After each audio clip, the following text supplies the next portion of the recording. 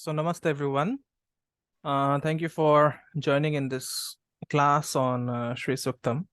So today we are going into the 5th class of whatever we have started or whatever we had started a month ago. Okay, so we have completed a month of classes, and I thank all of you for being a part of this journey. Just hold on, someone is not muted. Okay, yeah. So I thank each one of you for being a part of this wonderful journey on understanding the Sri Suktam. And today we will be looking at, in the last class, we spoke about how we have to form a personal bond with the, with the rishis or the sages of Sri Suktam.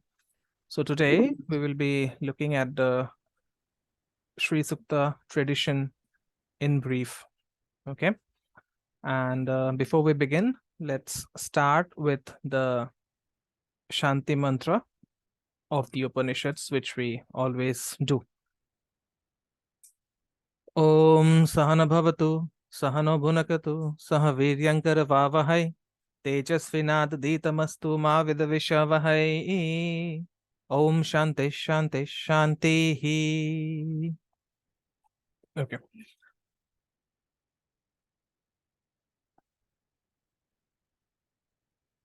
So, in the last class, we discussed about the sages or the rishis of Sri Suktam and how it is very important to form a interpersonal bond or a personal bond with those sages. Okay. And before we move further, I just want to, do a bit of an exposition on the Sri Vidya tradition. Okay. And the tradition of Sri Vidya, it belongs to a very unique school of Tantra, which is called Shaktism. Okay. And this school, it integrates the experiences of Vedic sages and the philosophical ideas of Samkhya, Yoga, Mimamsa, and Vedanta. Okay. So Hinduism is a very small, very small part of Mimamsa. All right. So we have 4 principal schools of yoga, right? And there are several sub schools within Sri Vidya. Okay. And the guru who has taught me this, he belongs to the Samaya school. Okay. Or more precisely, the Urdhva Amnaya lineage. Okay. And the first master of this akhara is the sage Kapila, who is also regarded as the first teacher of Samkhya philosophy. Okay. And, this lineage, the Urdhva Amanaya lineage, there are 71 masters of this akhara. Okay. And this is according to Sri Vidya, I've forgotten the name. Sri Vidyaranya Yati. Okay. If I'm not mistaken. So he says that there are 71 masters of this akhara, of this lineage, and I'll be just going in brief. Okay, I don't remember each of the 71 masters. I'm sorry for that, but Kapila is regarded as the as the first teacher, as I said. Then there is Atri, who is also my Gotra Rishi. Okay, Atri is my Gotra Rishi. Then there is Vashishta. Then there is Phrigu. Then there is Vamadeva. Then there is Narada. Okay. There is Angiras. There is Ramana, not the Ramana Maharishi, of course. And Vedvyasa also belongs to this tradition. There is Rishi Markandeya. There is Rishi Kaivalya. There is Rishi Padmesha. There is Rishi Vigyana. Patanjali also belongs to this tradition. Okay. Then there is Rishi Mandara. Then there is Rishi Aghora. Okay. There is Rishi Dhira. There is Rishi Govinda. And finally, Sankaracharya is also regarded as a part of this tradition. Okay. So as I said, I have not been able to take the names of all the 71 masters. So I seek my apologies for that. And, this list of rishis has been there since thousands of years ago, or more than, 10,000, for more than 10,000 years. But since that time, many more masters have also enriched this tradition through their sadhana as well as their experiences. And as I've been taught Sri Vidya by one of the disciples of Pandit Rajmani Tigunath. Okay, and he is a direct disciple of Swami Rama. But then, this tradition has few other important masters also, like Srinath, Parshuram, Dharmadas. Okay, then there is Atmaram, then there is Dattatreya. Okay, and finally there is Swami Rama. Again, I have not been able to remember all the names of the ascended masters. Okay, but in our tradition, in this tradition, it is told that we should not seek the physical identity of these masters or their dates. All right, so for the sake of simplicity, just know that this tradition belongs to the yogis of the Himalayas. Okay, it's a tradition of Himalayan yogis. All right, and before we go into the mantras of Shri Sukta, there are a few sages that we have to thank, or I have to thank. Okay, and before we start our exposition on the mantras, I pray to the sages Dakshinamurti, Ananda, Kardama, Shrita, and Chiklita, who embody the essence of the Jata Vedas, or the omniscient being. I had mentioned these names in the last class as well, if you remember. Okay, someone is not muted. Okay, so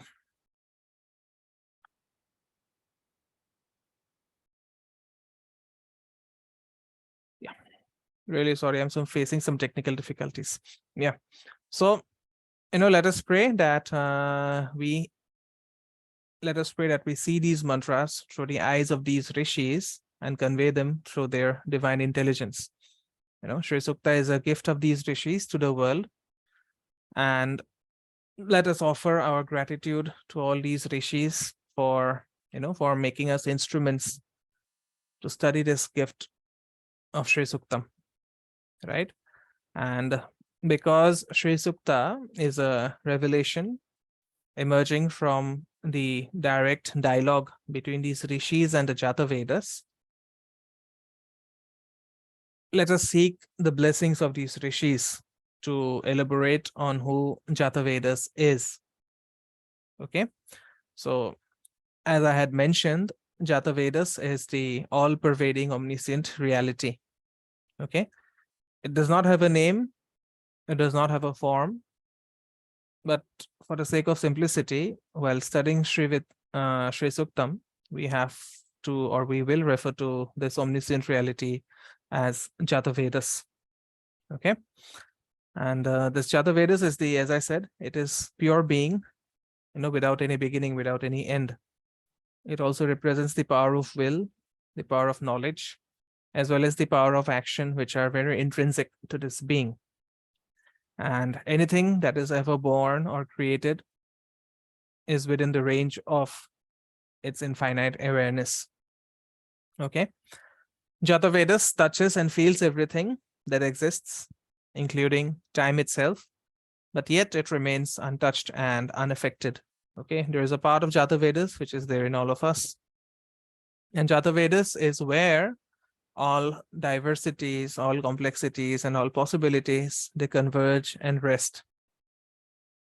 And all the manifest as well as unmanifest forces engaged in guiding, protecting, and nourishing the world have their source in this reality. Okay.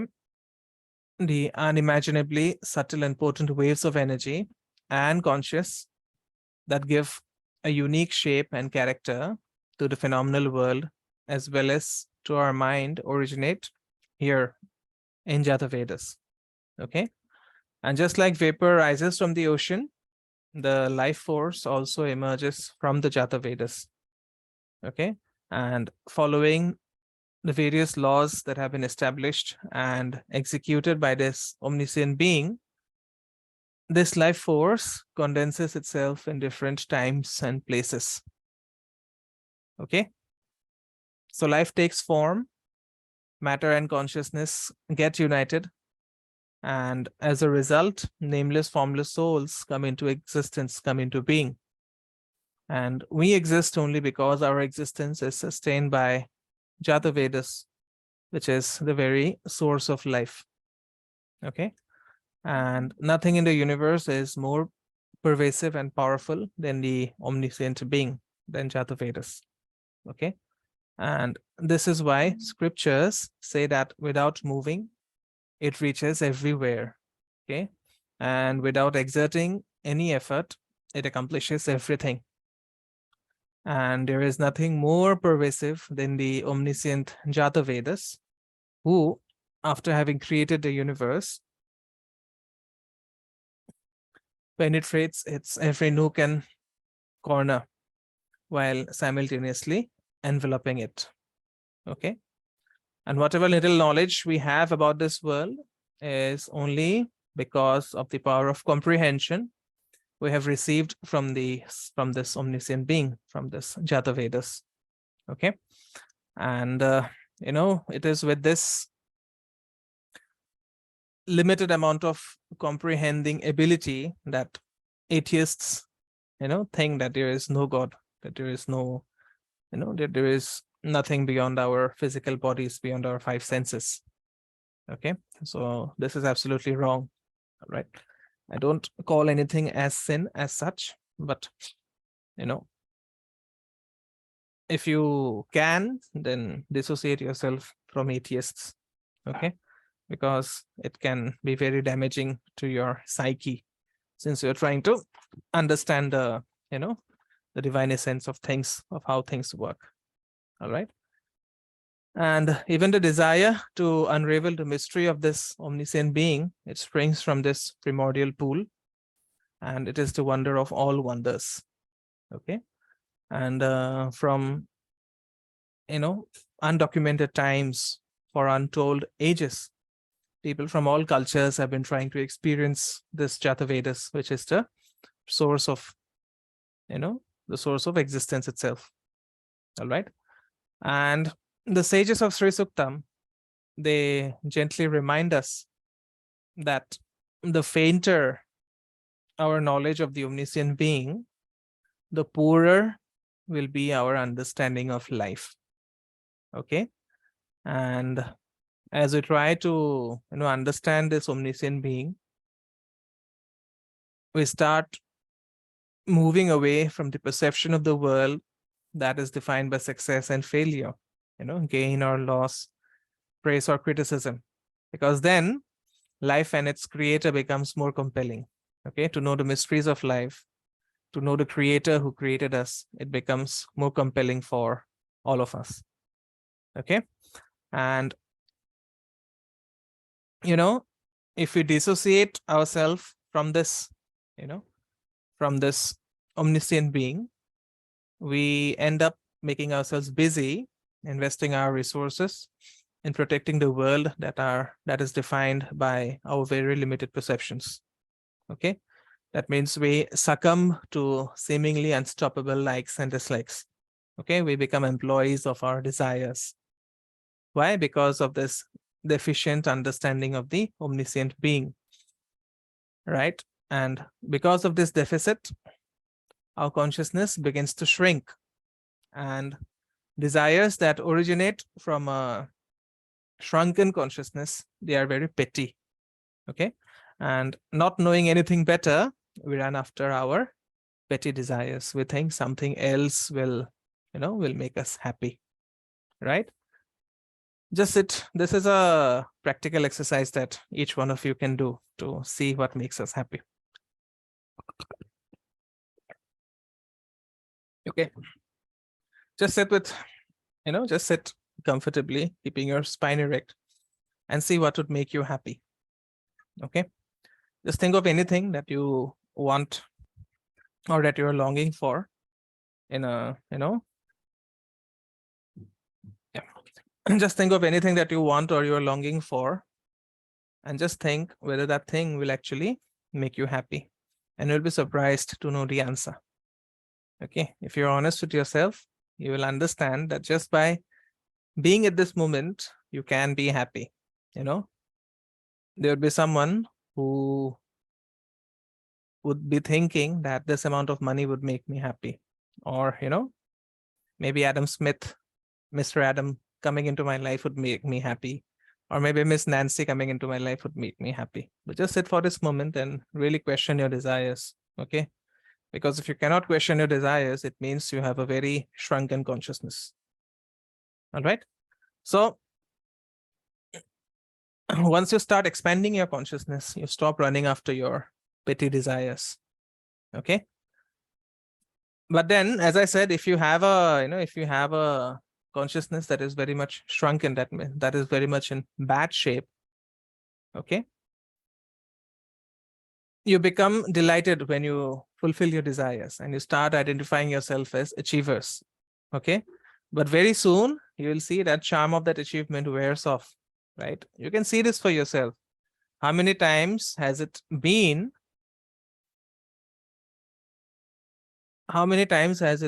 that you got something, or your mother or father gave you something, and then you did not want that thing anymore?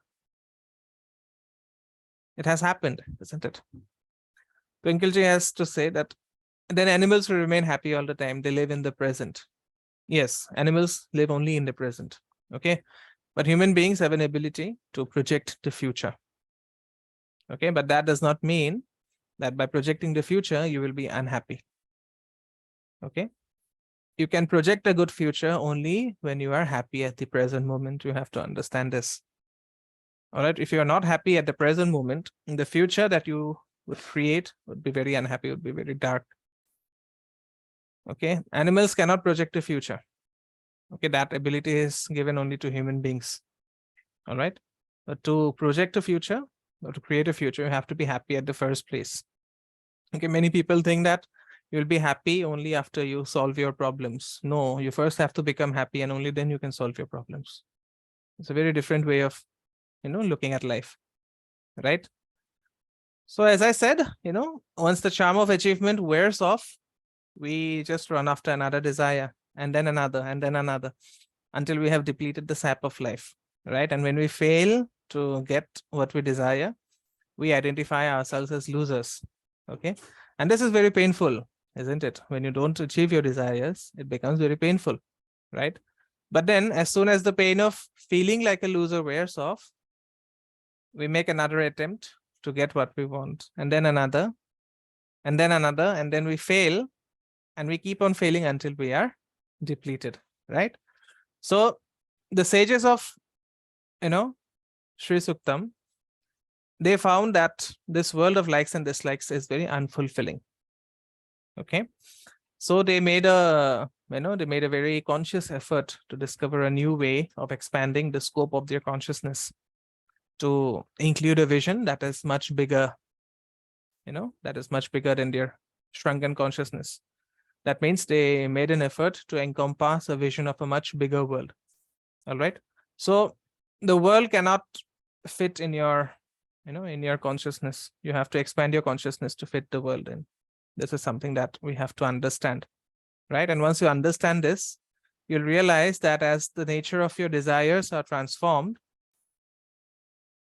your vision of the world will expand and the quality of your desires also improve. I get clients every day who come to me that, my girlfriend is seeking someone, so I need a solution. My man is after another woman, so I need a solution. And I give them the solution. Okay, but what happens after that? Yeah, what happens after that? They will find a new problem, and that will, create another way for bringing them to me. Okay, so the solution is to expand your worldview. The solution is to expand your vision. And once you do that, the quality of your desires will improve. Okay. And the idea of achievement and failure, which once overwhelmed you, will start losing its power. Okay. So once you expand your perspective, once you expand your worldview, you will no longer desire petty objects, but then you will aspire to achieve something which is bigger and brighter. Okay, so there is no scope for perfection in this world, right? There is absolutely no scope for perfection. Perfection of what? Nothing. right? Ask anyone who wants to be perfect. I want to be perfect in this. What is the comparing yardstick? Whom are you trying to emulate? No one. Okay. So we have to give up this idea of being perfect at everything. All right.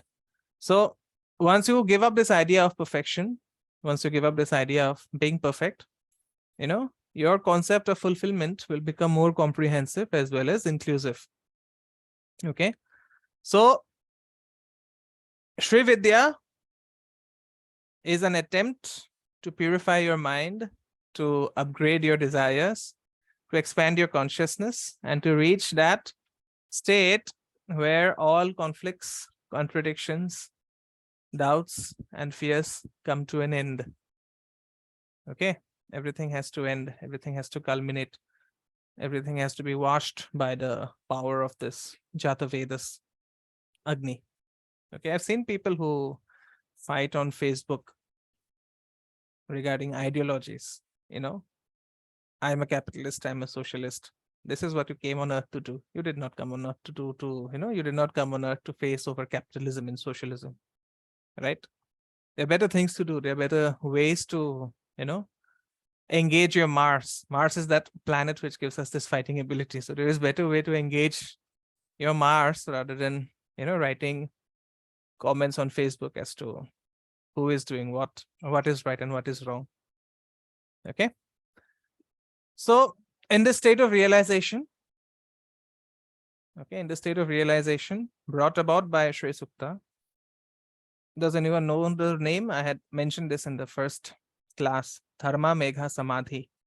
Okay, in the state of realization, in the state of Dharma Megha Samadhi, you'll be able to see the total range of your mental content.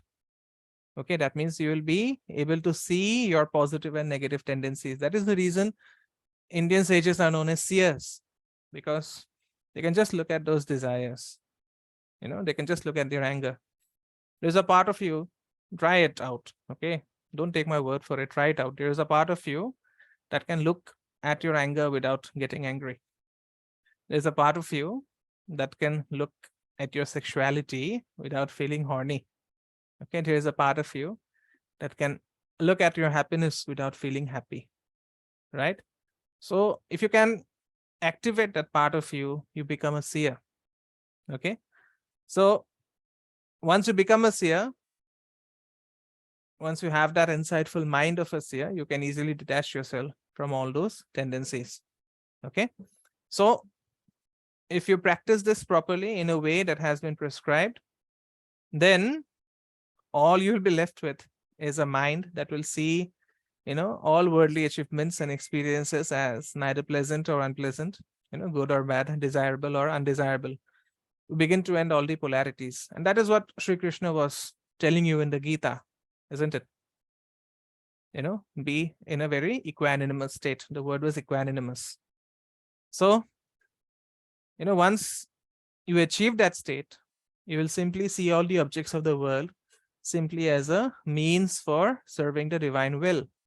Okay, Christians have a prayer, thy will be done this day, right? What is thy will? There is nothing called, there is no sky daddy who is sitting up there and exerting thy will.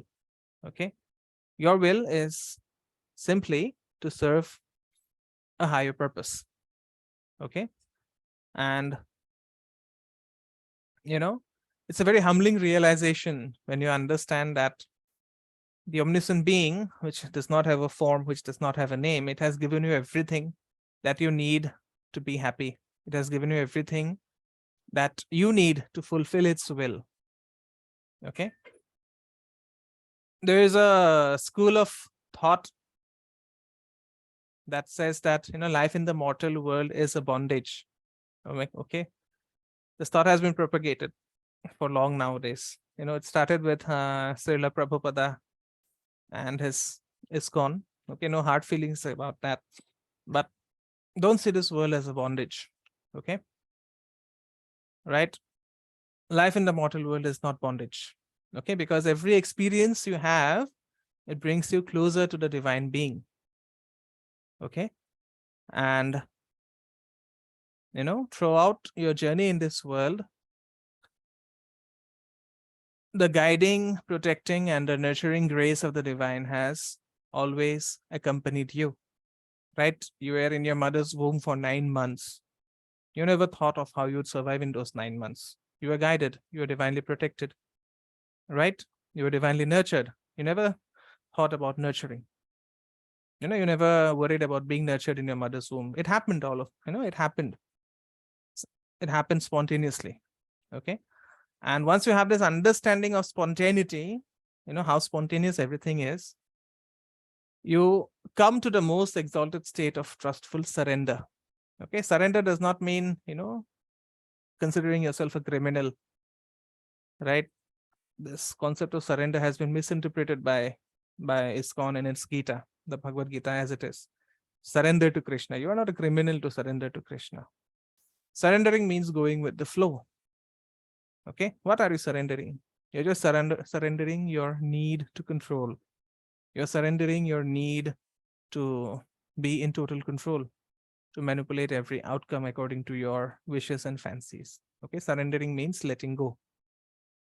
So surrendering means dropping away all efforts and being swept up in an all-inclusive immersive state. Okay, and once you surrender, once you let go of all your problems, of your ego, okay, ego is nothing but your problem with the world, then you can easily transcend your self-identity and become one with the Jada Vedas. Okay, so once you reach this state of oneness with the divine, you will no longer be subject to time, space, number, gender, and also the law of karma. Okay, so you become immortal, not immortal. Okay, you become immortal. That means your body will stop aging. Okay, this is very advanced, of course. Your body will stop aging. You'll start looking young. Your friends will start saying, oh my God, we are aging. How come you have remained the same as we saw you in, since the last 10 years? You become immortal. You don't become immortal, you become immortal. Immortal is when you cannot die, right? For example, you practice Shri Suktam all along, and then someone comes with a gun and shoots you there. Of course, your heart will stop, right? There is no way to prevent that. So that is immortal. Your body will not die, but someone can come in, of course, shoot at your heart or maybe chop off your head. Okay, so that is, if you can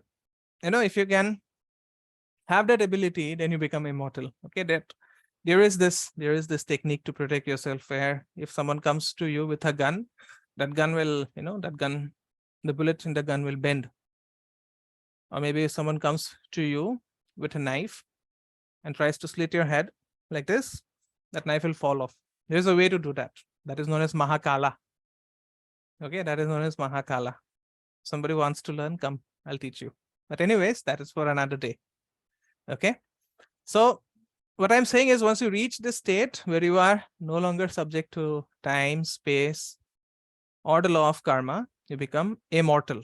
That means you become, you see both the manifest as well as the unmanifest aspects of reality, and not through your eyes. You see it through the eyes of the Jada Vedas. Okay, you see creation and annihilation. You see birth and death through the eyes of Jada Vedas. Okay, so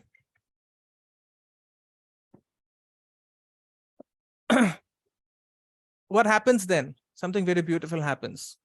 Okay, once you experience yourself as the radiance of the Jada Vedas, you try to help other souls who are struggling for their fulfillment as well as for their freedom. Okay, you start helping other souls on their journey. That is the reason Venus exalts in the 12th house of Pisces, right? You're trying, once you give that unconditional love, Pisces is unconditional love. Once you start giving out that unconditional love, once you start helping other souls to reach fulfillment, you become all-encompassing love. Aham Premaya. There's a very, very famous Buddhist mantra, Aham Premaya. That means I am love. But, just chanting aham premaya like a parrot won't make you I am love, won't make you love personified. You have to realize this experientially as well as, intellectually. All right. So you have to understand that your connection with the world is inseparable from the connection of the world with of Jada Vedas. Okay, that means, whenever this omniscient being moves by its inherent compassion, you are also moved, right? You try to help each other. That is the reason, if anyone has a Venus Atma Karaka, you have to become very unselfish. Okay, the lesson is to become very unselfish. Give up everything. Okay, just be compassionate. Love is all about being compassionate. Compassion means giving the others exactly what they want. Okay. Compassionate means giving others exactly what they want. How many of you have that? Can you give others exactly what they want? You cannot. You cannot even give your children what they want. Ye ho jayega. My child will get spoiled. I don't give freedom to my girlfriend. She'll talk to another guys. I'll keep on checking my boyfriend because he might be talking to some colleague of mine, some sexy colleague of mine. That is not compassion. That is not love. Love is compassion. Pure love is compassion. Okay. So, once you achieve, you'll still be a part of this world. You'll still have a sense of duality. Okay. But once you achieve this state of compassion, the state of oneness that comes with this state of compassion will not be compromised. Okay, that means you will be fully connected to that source energy, to that omniscient being, to that Jada Vedas. So what will happen is you will see a world that is inhabited by people who are very restless, who are very confused. So you'll see people suffering from poverty, hunger, disease, old age. You'll see people trying to find peace and happiness while having a mind that is filled with fear, greed, doubt, anger, hatred, attachment. Right? So you'll see a world which is deficient in love, compassion, and kindness. You'll see a world where people are recklessly abusing their power.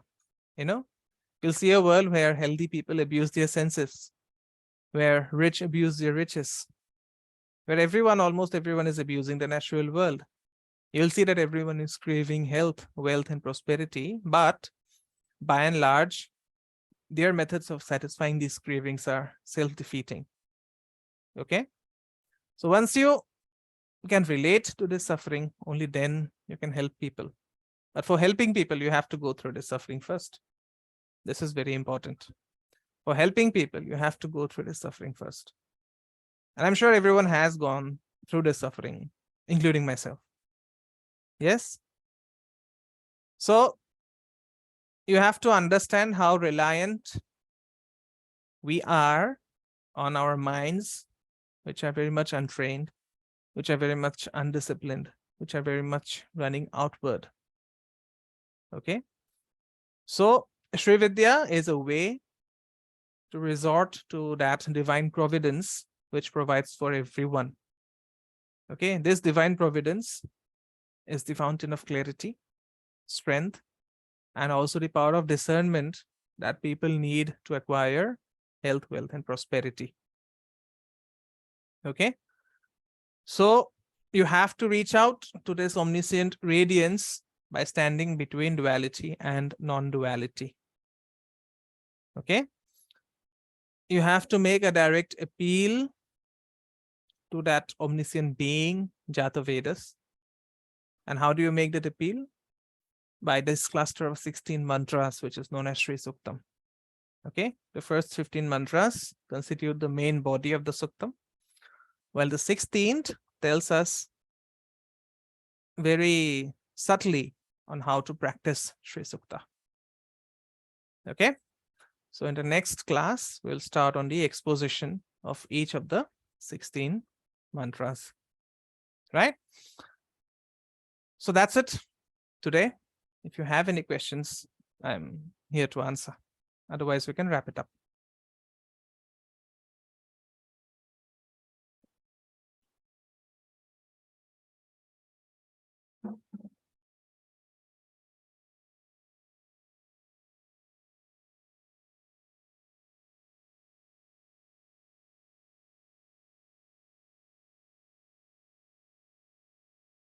Okay. I don't think there are questions. Yeah, Kushagra. Jay, tell me. Uh, Good evening, sir. Actually, there was just one question. You said that we have to view, and am I audible there?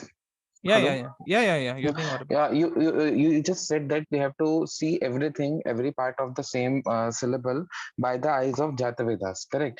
But Jata Vedas are already very much means they are enlightened beings. We won't be able to imagine anything as per them because we are. I think personally, for me, I'm like a mortal. I'm ordinary mortal. For me, many things are not so much clear in concept and concise as these people. Like you said, Right. Parshurama, Guru Dattatreya, they Right. are considered the masters of Shri Vidya tradition. Means Right. they have started schools, they have their own lineages to Right. follow all these things. Right. So how we will be able to get means, a sight, like you said, we have to see from their meaning what is Shri Sukta. From their point of view, we have to study and we have to read the Shri Sukta. So Right. I was just unable to get it. Yeah. So how you will be in if you are asking me how to get the divine side that they have, isn't it? That is the question. Yeah, means you said, of course, we will have to see Yeah. from their perspective. Then only we will Right. be able to get the true meaning. So Right. how can we get that sight?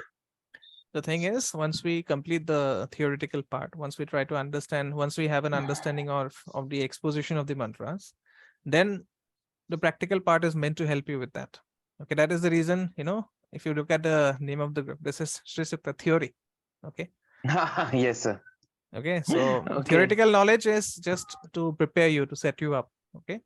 But you are completely correct when you say that how to have that understanding. I'll teach you how to No, develop that understanding. because both of them belong, means Yeah, the yeah, two yeah. names that you took, especially both of them are, even Kapil Muni is considered the incarnation of Narayan only, Right, part or right. something, other than Even Parshurama Narada, and Dattatreya, of course. Even Narada is a part of this tradition. Okay. The Sage tradition of Narada Swami Rama. means, Yeah. oh, So you'll be taught okay. everything. Don't worry about that. Okay. Okay, So yeah, thank you. you'll be taught Okay, about it. thanks. All right then. Thank you so much for joining in. I'll see you in the next class. The recordings for this session will be available on Monday. Okay. And the reason why I do this, why I don't provide the recordings instantly, is because to encourage people to join live for the classes. Of course, I understand that it could be difficult, because it's a working day, but please try to attend it live. If necessary, we can have the class from 9 p.m. So maybe you can decide amongst yourselves and let me know in the group if if you feel you'll be benefiting from a 9 p.m. class. Okay. So thank you everyone for joining. I just want to know, Yeah. can we read somewhere about all this? Is there Uh any book? not exactly, ma'am. That is the reason I'm trying to make an effort to explain this in the class. Okay. Okay. So we'll be going through the Because mantras. because we have to reread, listen to your video, and then only we can really understand this. Yeah, so I would advise you to take notes if that is necessary.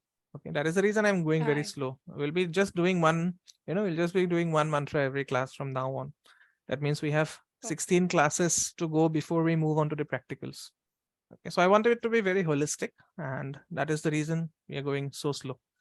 Let it take as much time as it takes. Okay, so 9 p.m. is a better time. That is what Twinkleji says. Even I agree to an extent because it's a working day.